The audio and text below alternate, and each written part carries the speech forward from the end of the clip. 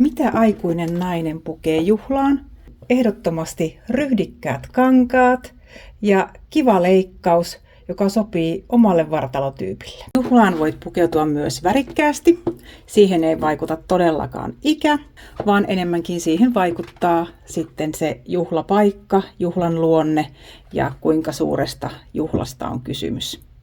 Ja usein myös se kirjava, kuviollinen vaate on hieman armollisempi. Se ei piirrä sun vartalon linjoja ihan niin tarkasti ja on myös monikäyttöisempi sitten juhlien jälkeen.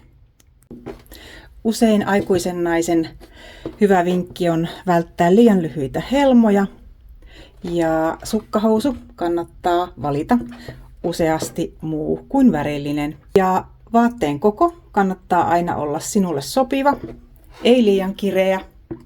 Kankaan kannattaa laskeutua kauniisti ja mustavalkoisella et yleensä erotu massasta, mutta sinivalkoisella voit jo vähän erottuakin. Pienet hihat on yleensä parempi valinta aikuiselle naiselle kuin hihattomuus. Useinhan meidän aikuisten naisten juhlamekoissa varsinkin on vuori, mutta jos siellä ei ole vuorta, niin kannattaa käyttää alusmekkoa.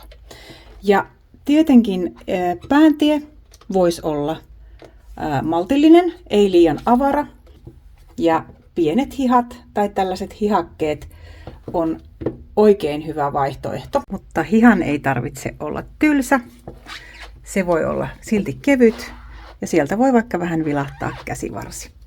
Vaikka et tykkää koroista, niin aina pieni korko antaa säärelle ilmettä. Aikuisen naisen juhlatyylin ei tarvitse olla vartalon myötäinen, eikä sen tarvitse olla lyhyt. Se voi olla myös pitkä, kevyt ja rento.